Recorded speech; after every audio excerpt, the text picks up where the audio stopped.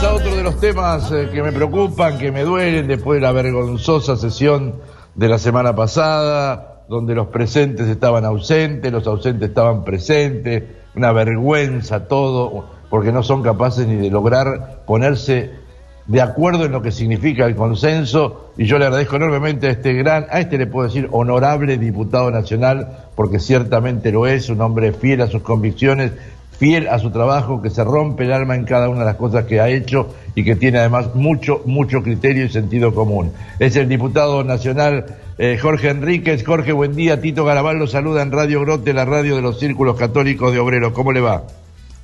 ¿Qué tal? ¿Cómo le va, Tito? Muchísimas gracias por sus palabras absolutamente exageradas y producto del sentimiento más que del pensamiento. No, lo conozco, Jorge, sé que es un hombre que siempre da todo donde le ha tocado estar, representando a la gente como abogado, como comunicador, como funcionario, y la verdad que uno admira esas cosas porque en la historia de las personas se ve quiénes son las personas, así que discúlpeme, pero no le acepto que me diga que me equivoqué porque es absolutamente cierto y me quedé corto con todo lo que dije del diputado Jorge Enrique. Jorge, bueno, y además estaba enojado usted que de la coalición oficialista porque la reta va a hacer multas a los que estacionan mal en semejante desastre, y en fin, pero este es otro tema. Vamos a los legisladores.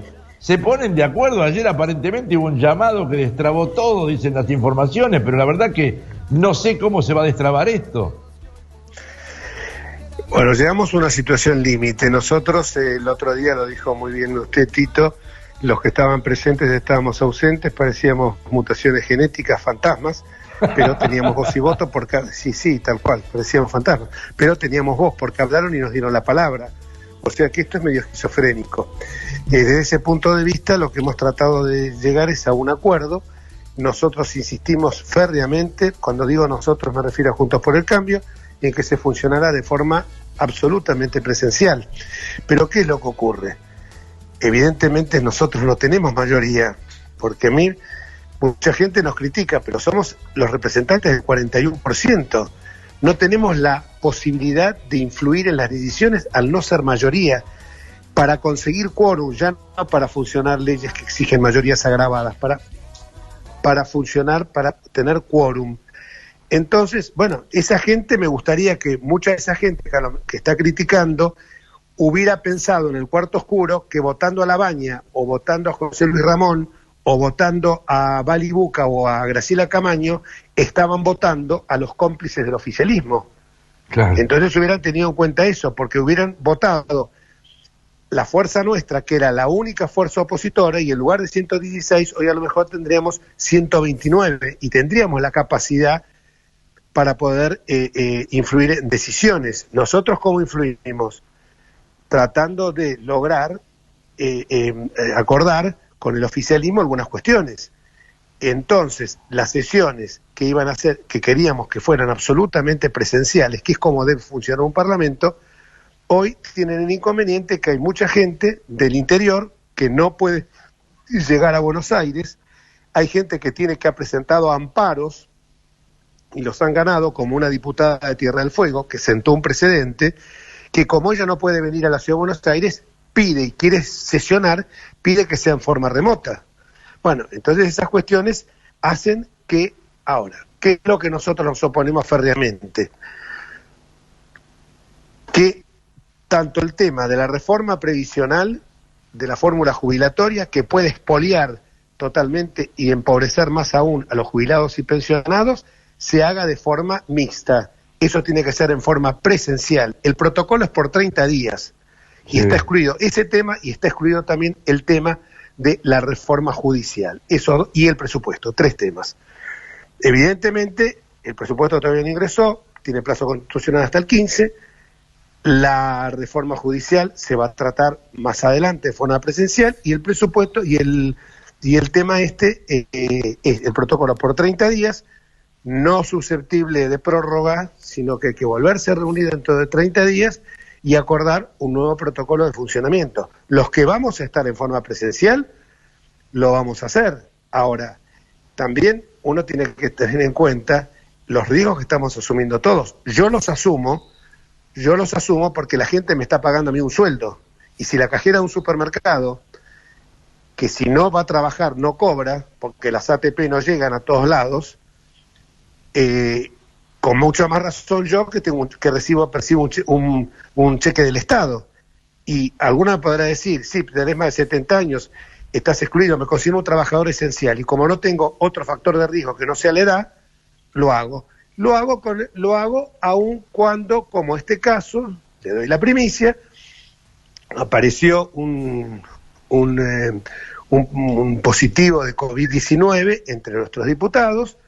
Los que habíamos estado en contacto cerca de él, nos hisopamos todos, me dio negativo. Es el tercer hisopado que me hago después de las reuniones que he tenido en el Congreso. Y que la gente sepa que todos los diputados, cuando se van de Buenos Aires a sus provincias, se hisopan en Buenos Aires, y cuando llegan a su provincia tienen que igualmente hacer 15 días de cuarentena, sin salir de sus casas. O sea que también ese es un tema que hay que tomarlo en consideración. Nosotros hemos insistido en que sea absolutamente presencial, pero evidentemente nos encontramos con esta serie de inconvenientes y que incluso hemos querido judicializar la cuestión, la hemos judicializado, mejor dicho, pero tampoco podemos estar funcionando con dos congresos paralelos, porque la gente quiere que resolvamos los problemas. ¿Cuáles son los problemas? Aliviar el tema económico y, por supuesto, los temas inherentes a la seguridad, que hoy la delincuencia está asolando no solamente en el conurbano bonaerense por la ineptitud, entre otras cosas, de Sergio Berni, por las escarcelaciones masivas, sino que también en la Ciudad Autónoma de Buenos Aires, pese a que tenemos una policía muy eficaz, pero claro, si lanzaron a la calle 4.000 presos. Entonces, eso es lo que la gente, les pido que la gente tiene que entender eso también. Y presos peligrosos muchos, Muchísimos. Por eso podríamos tener la posición férrea de que no nos sentamos en las bancas si no es en forma presencial. Tienen mayoría, sacan el protocolo, ¿sí?, para funcionar en forma virtual, y nosotros nos quedamos afuera de toda discusión. Entonces, claro, yo sé por qué la reforma judicial. Y la reforma judicial está hecha para la impunidad de Cristina Fernández. Pero por lo menos nosotros queremos dar el debate. Jorge, yo le iba a preguntar, porque usted es un hombre, además de la justicia, conoce profundamente todo el tema de la justicia, y le iba a preguntar esto de la reforma judicial, se me adelantó. Yo creo lo mismo, este es un gesto de rigurosa impunidad para una persona, sin saber cómo. A mí a veces la gente que me dice que tengo que hablar en forma contundente y clara. Bueno, yo ando sin eufemismos. Esto está hecho, es el traje a medida para la señora Cristina Elizabeth Fernández. Sus hijos, sus secuaces, sus cómplices y todos los que formaron parte de la asociación ilícita descomunal que tuvo como objeto la obra pública, por supuesto en complicidad con todos aquellos empresarios, 80, de nombres muy pesados, muy pesados, que están plasmados en la causa de los cuadernos. Porque para que haya corrupción tiene que haber corruptor y corrupto. No nos engañemos. Hubo de los dos lados. Entonces, nadie se puede exculpar, porque ahora ninguno se arrepintió, pero todos declararon, Claro. Bueno, y entonces Jorge, la reforma tiene la reforma tiene ese primer propósito. El segundo, cooptar, condicionar, domesticar a toda la justicia federal, porque no está hecho para la gente. Para la gente habría que hacer, está hecho simplemente con este objetivo. Y cooptando la justicia, van hacia un gobierno autoritario. ¿Cómo se consigue esto? Bueno, hicieron el carnaval de la 1 de la mañana en el Senado, donde tiraron alegremente 1.000 cargos nuevos, una reforma que nos va a salir en una época de pandemia, crisis económica, con más de la mitad de la población en la pobreza, nos va a salir 20.000 millones de pesos a la farra esta. ¿Para qué? ¿Para qué tantos cargos? ¿A usted le parece que es necesario un juzgado federal en Aristóbulo del Valle, Misiones, donde hay 6.000 habitantes y no tiene justicia ordinaria? ¿Qué es la justicia ordinaria? La justicia que resuelve los problemas cotidianos nuestros. Me contaba un diputado nuestro, Federico Frigerio, de Tierra del Fuego, que en Comandante Piedrabuena hay juzgado federal y tribunal oral. Sí. ¿Te escuchó bien? Sí, Comandante Piedrabuena. Una locura. ¿Se da cuenta? Una locura. Entonces, eso está hecho a saber. ¿Y por qué tantos juzgados? Y porque había que repartir estos chupetines para lograr los votos de los intendentes, de los diputados que representan esas provincias, senadores que representan esas provincias, para que voten la reforma judicial. Entonces, esto es por lo menos nosotros de esta manera estamos presentes y vamos a denunciar, como lo estoy haciendo yo ahora, todas estas maniobras espurias. Jorge, usted menciona bien estos casos concretos. La sensación que uno tiene es que este reparto de cargos que se hizo es como la vieja Banelco, ¿se acuerda, famosa, por la cual se armó tanto embrollo? Bueno, ahora lo hicieron más impunemente, me parece.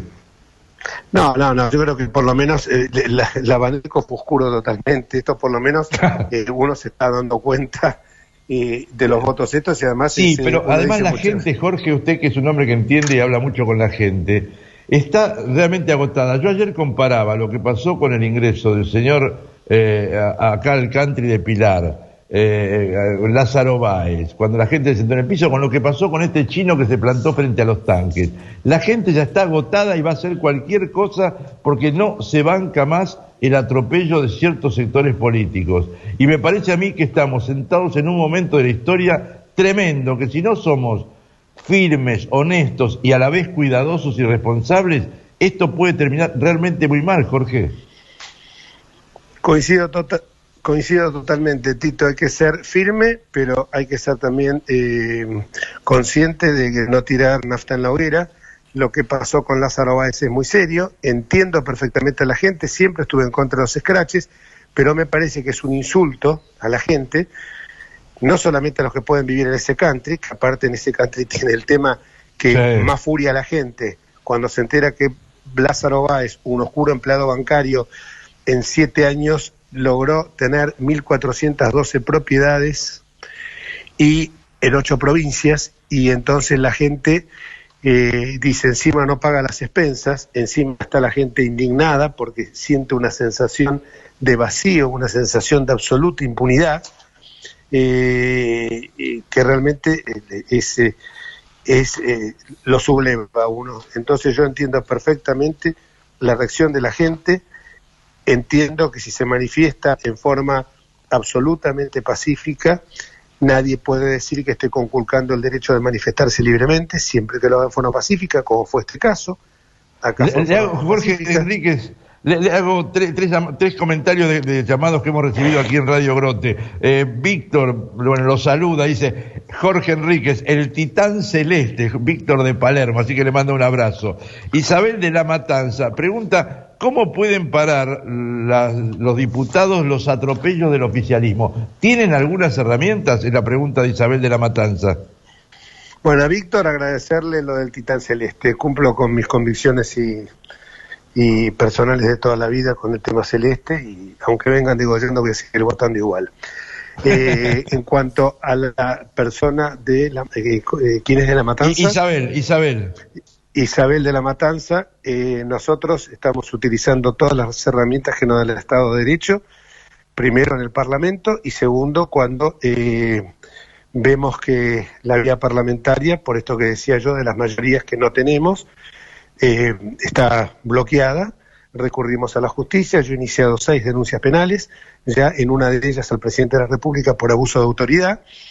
Creo que es el mecanismo, y a mí que no me venga con la historia, el cuentito este de judicializar la política. No estoy judicializando la política, sino que estoy denunciando hechos ilícitos cometidos en nombre de la política, porque los que están presos, porque Lázaro Báez, ojo que la gente que no se confunde, Lázaro Báez no está libre, está preso con domiciliario. Obviamente tiene un privilegio deleznable de todo punto de vista, pero lo que voy es que no eran presos políticos, sino que eran políticos presos. Son delincuentes que cometieron ilícitos. El preso político es distinto, es alguien que se lo persigue por sus ideas, por sus manifestaciones, por sus principios. La última, de Roberto de Villacrespo. Dice, ¿qué pasó con la impugnación de la sesión del martes pasado? ¿Quedó en firme la sesión? ¿Es válida? ¿No es válida? Es la pregunta de Roberto de Villacrespo. Todavía no se pronunció la justicia, pero creo que la justicia, como está pasando en muchos casos, es una justicia de 2 tiempos. Con esto no enlodo a todo el Poder Judicial. Estoy hablando de unas minorías que lamentablemente siguen enquistadas, pese a que sus casos emblemáticos, Norberto Yerví y Rodolfo Canicova Corral, 2 magistrados que deshonraron la justicia, con patrimonios impúdicos que no se compadecen con sus ingresos.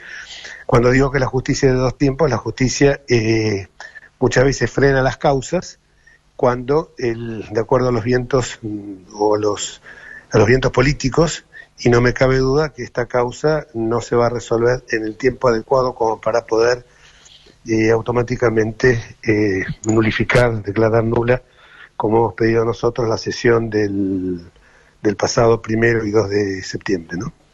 Diputado Jorge Enríquez, un abrazo grande, gracias por este tiempo compartido aquí en la radio de los Hechos Católicos de Bariloche, y gracias por su trabajo y mis oraciones por su trabajo, honorable diputado nacional Jorge Enríquez. Gracias, Tito, muy generoso con sus palabras. Un abrazo grande, un placer hablar siempre con el diputado Enríquez, porque además dice lo que piensa y trabaja según sus valores. Me parece realmente muy, pero muy importante. La verdad que un gusto haberlo tenido hoy otra vez aquí en Clave y Nota al diputado Jorge Enríquez.